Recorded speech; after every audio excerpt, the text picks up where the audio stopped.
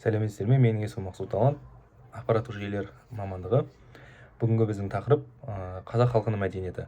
Ең бірінші сұраққа келер болсақ, халық ауыз әдебиеті. Бірінші сұрақ, халық ауыз әдебиеті қазақ халқының ғасырлар бойы жасап келген, ауыздан ауызға тарап келген рухани мұрасы болып саналады. Бұл халықтың тұрмыс тіршілігі, салт дәстүрі, дүние танымы мен арман мақсаты және тарихының көрінісі болып саналады. Ауыз әдебиеті бізде жазу шықпай тұрған кездегі замандағы халықтың рухани шежіресі болып саналған. Негізгі жанрларына келер болсақ, бізде негізгі жанры ең бірінші эпостық жырлар, яғни батырлар жыры. Мысалға Алпамыс батыр, Қобыланды батыр, Ертарғын, Қамбар батыр.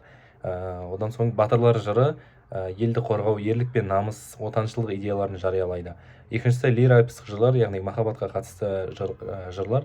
Ол бізде Қозы көрпеш баян сұлу, Қыз жібек, Айман шолпан. Олар бізде махаббат, адамгершілік, адалдық тақырыбында жасалған. Одан соң үшіншісі ертегілер қиял ғажайып бойынша ер төстік, жезтырнақ және одан кейін түрлері тұрмыс салт, хайуанаттар туралы ертегілер бар. Ертегілер бізде халықтың арман ойын, даналығын білдіреді және де көбіне кішкентай балаларға арнап айтылады және олардың ой өрісін дамыту, қияли ойын дамыту барысында айтылады. Төртіншісі аңыздар. Асан қайғы, қорқыт ата, едіге, жиренше шешен туралы көптеген аңыздар бар. Бұл аңыздар бізде халық тарихының шындыққа жақын көріністерін бейнелейді. Бесіншісі мақал мәтелдер. Халық даналығының жиынтығы. Мысалы, бірлік болмай тірлік болмас, еңбек түбі береке. Алтыншысы жұмбақтар мен жаңылтпаштар. Бұл жұмбақтар мен жаңылтпаштар бізде тілді дамытуға және ой өрісін кеңейтуге арналған. Жетіншісі айтыс. Айтыс бізде қазақ поэзиясының ең ерекше түрлерінің бірі. Айтыста бізде ақындар суыр салма өнер арқылы елдің әлеуметтік рухани мәселелерін көтереді. Яғни бізде танымал айтыскерлер Біржан мен Сара, Кемпірбай мен Шөже. Одан соң ауыз әдебиетінің ерекшеліктеріне келер болсақ, бізде авторсыз халықтық сипатта өрбіген және одан соң ол ауызша тарайды, ұрпақтан ұрпаққа жетеді. Әуенмен, поэтикалық тілмен айтылады. Сонымен қатар тәрбиелік, танымдық мәні өте зор болып саналады. Маңыздылығы жағына келер болсақ, қазақ халқының тарихын, мәдениетін, дүние танымын танытатын рухани мұра. Одан соң жастарды елжандылыққа, адамгершілікке тәрбиелейді, ұлттық бірліктің негізін қалыптастырады. Келесі екінші сұрақ бізде қазақ жырауларының мұрасы.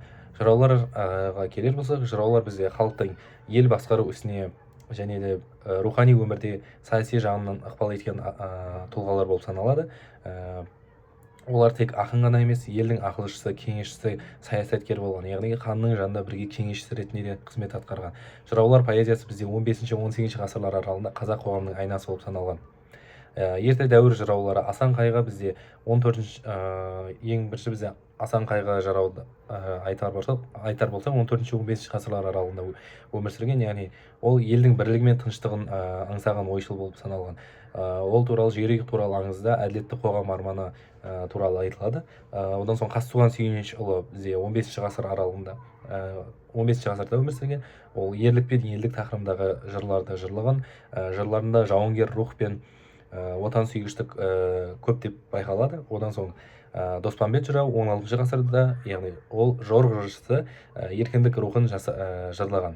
Айналайын ақжайық толғауында туған жерге сүйіспеншілігін айталған. Одан соң Шалкиіз Тіленшіұлы 16 ғасырда елдік пен бірлік идеясын көтерген. Биік тауға қарасаң басың талсын сияқты нақыл сөздері даналыққа толы. Кейінгі дәуір жырлары бізде Жиенбет жырау, Есім ханның жырауы әділет пен ел намысын қорғаған. Одан соң Марғасқа жырау батырлық пен ерлікті дәріптеген. Одан соң Ақтанберді, Үмбетей, Бұхар жыраулар 17-18 ғасырларда қазақтың бірлігі мен тағдыршын жырлады. Осы жерде айта кететін жайт ерекше бізде Бұхар жырау, ол бізде Абылай ханның кеңесшісі болған және оның толғауларында ел тәуелсіздігі мен хан мен халық қатынасы, бірлік, имандылық басты тақырып болып саналған. Жыраулар поэзиясының ерекшелігі бізде негізгі жанры толғау болып саналады. Одан соң поэзиясы нақылға, философиялық терең ойға құрылған. Ауыз әдебиеті мен жазба мәдениетінің арасындағы алтын көпір болып саналады. Маңызы жағынан жыраулар мұрасы қазақ әдебиетінің негізі, халық тарихының, дүние танымының, ұлттық рухының көрінісі, ерлік пен елдік, адамгершілік, тәуелсіздік идеяларын ұрпаққа аманаттаған.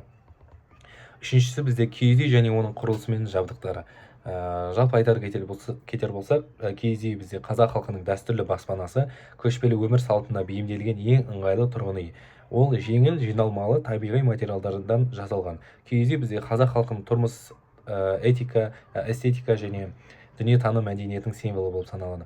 Құрылысы жағына келер болсақ, сыртқы құрылымы бізде сүйегі ағаш, қаңқасы, кереге, уық, шаңырақ, есіктен тұрады. Одан соң жабуы бізде киізден тұрады, яғни туырлық, үзік, түндіктермен жабылады. Одан соң екіншісі негізгі бөліктер бізде кереге бізде киіз үйдің қабырғасы болып саналады, яғни киіз үйді дөңгелете жанынан керегелермен жабылады. Одан соң уық бізде шаңырақ пен керегені жалғайтын иінді ағаш, яғни ең жоғарыдағы шаңырақ пен қабырға керегені бірге қосатын ағаш. Одан соң шаңырақ киіз үйдің төбесіндегі шеңбер қасиетті белгі, яғни киіз үйдің негізгі белгісі деп санауға болады. Ең жоғарысында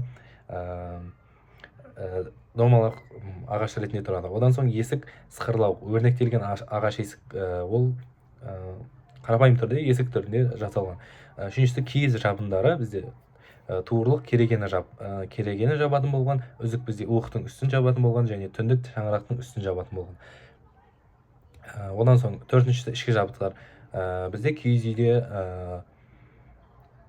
төрден босағаға қарағанда оң жағында ерлер жағы болып, ал сол жағында әйелдер жағы болып саналған.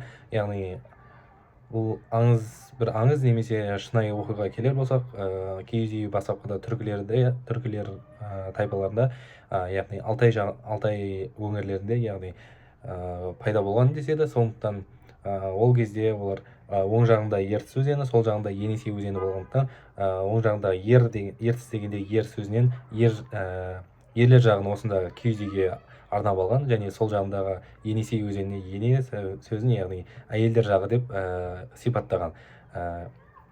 Яғни бізде киіз үйдің ерлер жағында ер-тұрман, қару-жарақ, шаруашылық заттар тұрады. Сол жағында ыдыс-аяқ, тамақ, кебеже, сандық секілді әйел адамның көбіне қолданатын заттары тұрған. Ал төрде қонақтар отыратын құрметті орын болып саналған. Төсеніштер бізде текемет, сырмақ, көрпе, жастық, тұскиіз.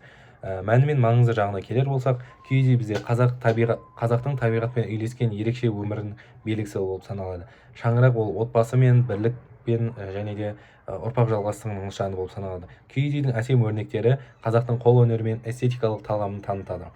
Әлемде киіз үй инженерлік тұрғыда ең ұтымды жылжымалы құрылыс түрі деп бағаланады. Одан соң төртінші сұрақ, қазақтың тыйымдар мен ырымдары. Тыйымдар мен ырымдар қазақ халқының дүниетанымы мен өмір тәжірибесінен туындаған рухани ережелер. Олардың мақсаты адамды жамандықтан сақтандыру, тәрбиелеу, табиғат пен қоғам арасындағы тепе-теңдікті сақтау. Тыйым сөздер бізде адамның мінез-құлқын, жүріс-тұрысын реттейді. Негізгі түрлеріне келер болса, отқа қатысты бізде отты баспа, отты үрлеме, күлді баспа сияқты тыйымдар бар. Олар отқа тамынудың, тазалықтың белгісі болып ретінде қолданылады. Суға қатысты айтар болса, суға түкірме, себебі су бізде тіршілік көзі болып саналған. Жерге қатысты нанды тастама, аяқ асты етпе деген. Үлкен адамдарға қатысты үлкеннің жолын кеспе, аттылының алдынан өтпе. Жануарларға қатысты айтар болсақ, мысықты теппе, итті ұрма деген. Ырымдарға келер болсақ, халық сенімінен туған ұғымдар көбіне жақсылыққа жорылады.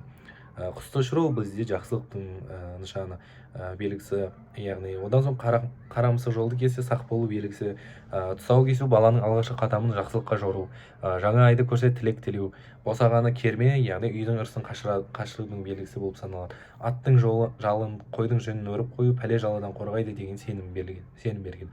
Тыйым мен ырымның тәрбиелік мәні болашақ ұрпақты, яғни адамдарды тәртіпке, әдепке, тазалыққа, кішіпейілділікке баулыған. Одан соң табиғатты, отбасын, қоғамды сыйлауға үйретеді. Қоғамдық қатынастарды реттейді. Ұлттық сана мен мәдениетті сақтауға ықпал етеді. Қорытындылай келе, тыйымдар мен ырымдар қазақ халқының рухани кодекс деп айтуға болады. Олар арқылы ұлттың мәдениеті мен тәрбиелік дәстүрі ұрпақтан ұрпаққа беріліп келеді.